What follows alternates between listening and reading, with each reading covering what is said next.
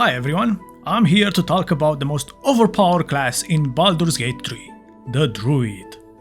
It is the most versatile class in the game, as you can become a wizard that can cast high damage spells, or a summoner that can call upon the forces of nature to help you even the odds. But the most overpowered ability of a Druid is the Wild Shape, a skill that lets you transform into powerful beasts like spiders, or powerful elementals, or the most dangerous animal in the entire game, the cat.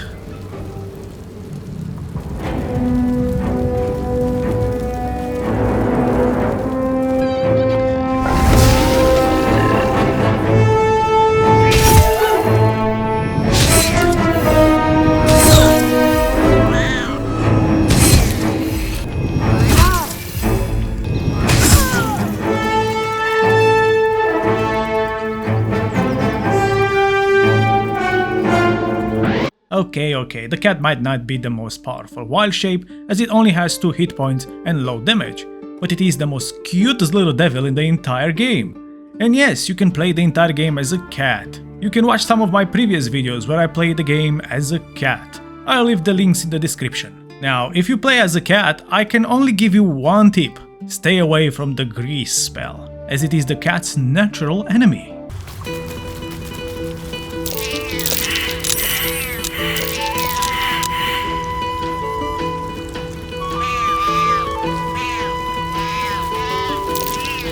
Okay, now let's talk about the real build that can take you to the end of the game without using any weapons or armors, just the skills of a druid and your own tactics to use them. Okay, so for level 1 of the druid, they give you a lot of proficiency, like shield or spear proficiency, but we are going to ignore most of them, as our build doesn't really need any armors or weapons or any items at all. This is because when you transform into a wild beast, your primary stats are replaced by the beast stats. And of course, you are going to use the beast skills instead of the weapons or armors that you can find throughout the game. The beast form also gives you a second health, as when you transform you get your beast hit points, and when your beast loses all of its hit points and dies, you simply transform back into your main shape. You can then transform into another beast if you have more charge available, this giving you another health in the same battle. This is why I consider this the most overpowered build ever. There will be some armors and rings that can help this build later in the game by giving you a bit more health or some abilities, but basically you don't really need any items at all to beat the game at the hardest difficulty. So, at level 1 you can choose any skills you would like, as they don't have much impact on the overall build, and they can be changed later. You will only get the Wild Shape at level 2. Still, I do find some spells and cantrips very useful, like Create or Destroy Water. This will help you extinguish fire in every situation. This skill also helps you later when you get the Call Lightning spell. You also have Speak with Animals. This skill will open up some secret quests by letting you talk to any animal in the game. Oh, look, Tambourine, a servant comes to help us. They're talking about the new top cat in the criminal underbelly. Guidance is also an amazing skill that helps you add a +1 dice to ability checks, basically adding a +1 chance to most of your interactions. Now let's talk about abilities. Since the beast form will replace most of your primary stats, I will ignore the strength and constitution. But the dexterity stat is actually very important if you want your character to have more initiative, meaning to move before your enemy's turn. So I recommend investing some points into dexterity stat and also the wisdom stat, as all of your druid spells requires wisdom. The rest of your points you can invest however you like. Now the skill proficiency is also up to you, as it doesn't really affect the overall build. I typically like to go with animal handling or nature to match more my druid roleplaying. But a good proficiency will actually be perception. This will let you detect hidden things throughout the world, like traps or secret chests. Now at level 2 is where you get your main skill, the Wild Shape. For the subclass it is important to go with Circle of Moon, as this will give you 2 things. Firstly, the Lunar Mend, a skill that lets you use spell slots to heal you while you are in your beast form. And the second is to make your Wild Shape into a bonus action. So what is a bonus action? Let me explain. In order to use any spells or skills, you have a limited number of actions.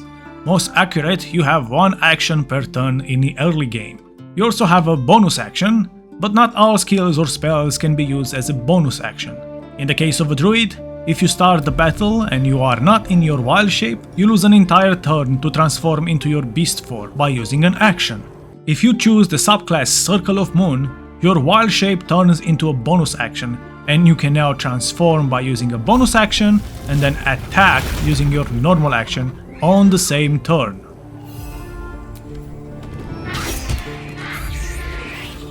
Lunar Mend is also a bonus action, so you can attack and heal on the same turn. Now the shapes that you get at level 2 are the Badger,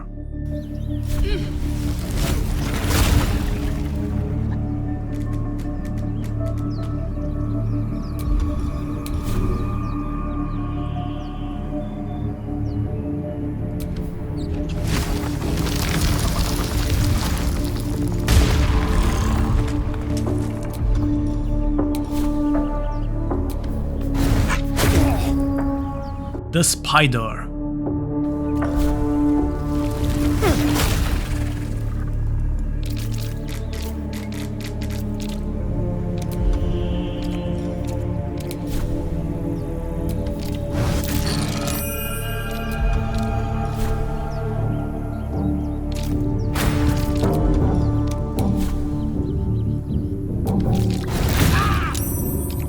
the Wolf,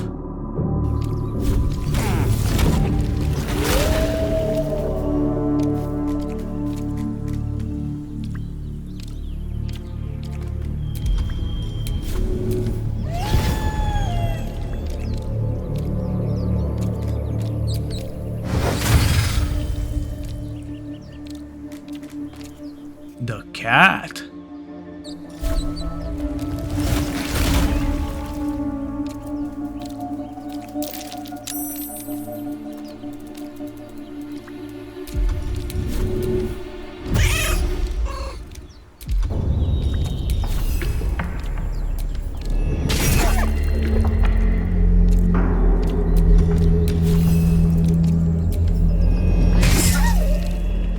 and the Bear.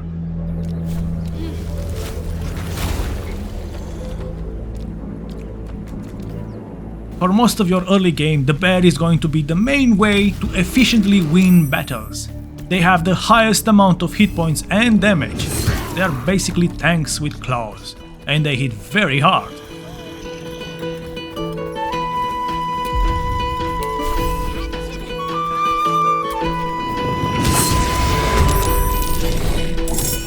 As for the spells, this is up to you, as they can be changed at any time before battles. Now, level 3 doesn't offer anything important, just a few more spells. So we're quickly gonna go into level 4, where we get 2 more wild shapes. The Rothe, basically a goat that can charge from distance.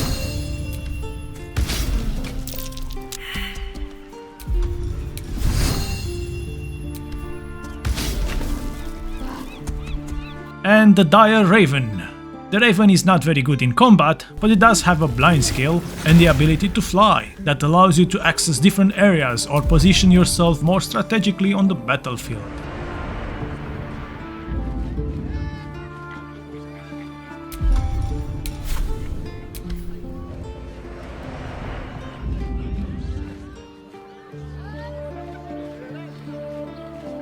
For cantrips, it is up to you. In my case, I think Thorn Whip is a good choice. Now, we get a very important decision, and that is choosing a feat. In my opinion, there are 2 best feats in the game: the Ability Improvement and Alert.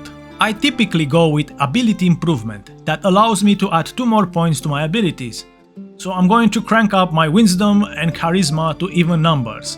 You only get improvement from your abilities when you have even numbers, like 10, 12, 14, 16, and so on. For example, you can also add these points to your dexterity, and this will improve your initiative. But in my opinion, if you wanted to improve your initiative even more, take the Alert feat. That gives you +5 to your initiative. In my case, for now, I will go with Wisdom and Charisma.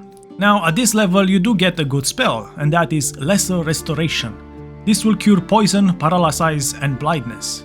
This is a very good spell for battles that drag on forever. Level 5 is a game changer. You get the Wild Strike ability that lets you do an additional attack after you already attacked once, but only in your beast form. You also get, in my opinion, the best damage spell that the druid can get, Call Lightning. Like I said previously, this can be combined with Create or Destroy Water for maximum damage.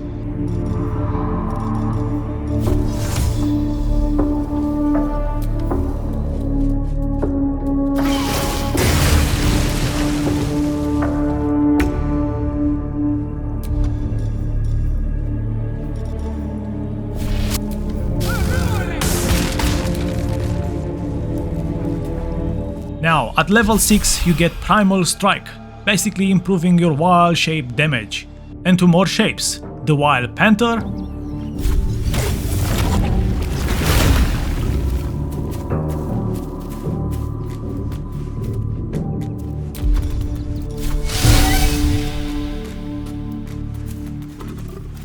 and the Owlbear.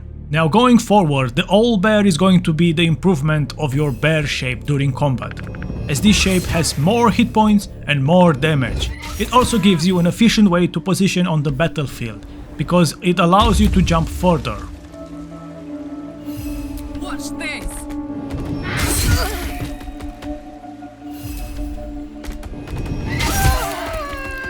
Now at level 7 you get the Druid Summoner spells.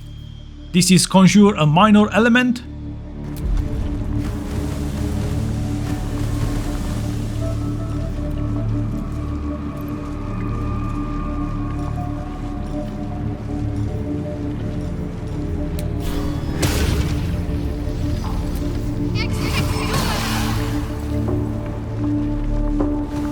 and Conjure a Woodland being.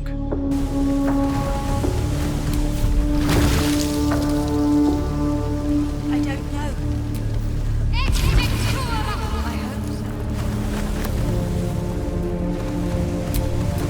That in turns can also summon a stick.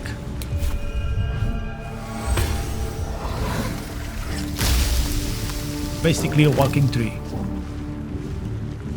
For level 8 you get another shape, the Sabre-Toothed tiger. Let's do this.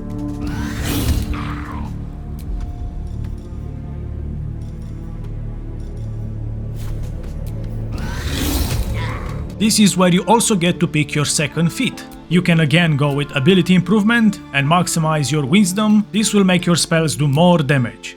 Or go dexterity and increase your initiative. But if you really want initiative, it's better to go with the alert feat, and this is what I will get, as it gives you a +5 initiative, and also you cannot be surprised by ambushing enemies. When you are ambushed by enemies, you basically lose an entire turn, letting the enemy attack you while you stand still.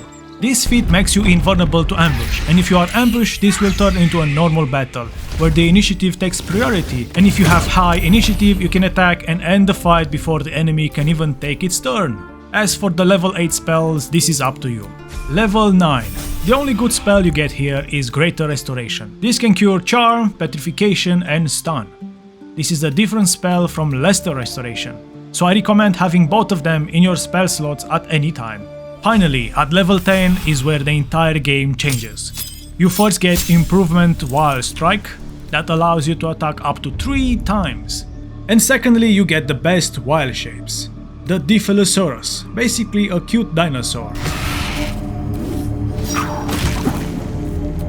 And all the elemental shapes, the air, earth, fire and water. With my favorite being the earth Myrmidon. This is the most overpowered thing you can get as a druid. Not only it has a huge amount of hit points, it has a skill that you can teleport, repositioning during battle. This skill is also a bonus action, meaning you can reposition and then attack in the same turn. And in my opinion, this skill is more powerful than the fly ability, as this doesn't trigger the engage. For example, when you try to reposition during battle, and if an enemy is close to you, when you move, they will trigger the engage and attack you once. Even if you fly away, they will still attack you. But when the Earth Myrmidon uses his teleport skill, it disengages from all enemies and can resurface anywhere on the battlefield. And this is it. 10 levels is all you need to get all the skills to take you to the end of the game. Now, the maximum level in Baldur's Gate 3 is 12, so it is up to you if you want to continue with 2 more levels into the Druid class or try to experiment with other classes. For example, at level 11 I like to switch to Barbarian class, mostly because it gives me unarmed defense passive, as when you are in the Wild Shape it replaces your primary stats, Constitution being one of them. So as example, in the Bear shape you normally get 12 armor class from your Constitution, but if you take the Barbarian and get the unarmed defense passive skill, you now get 13 armor class. Now for the last level you can continue with level 2 Barbarian and get the Danger Sense skill, or you can choose any class you want. In my case I like to choose the Ranger class, in order to get the Find Familiar skill. This can double the cats in my party, wreaking havoc throughout the world.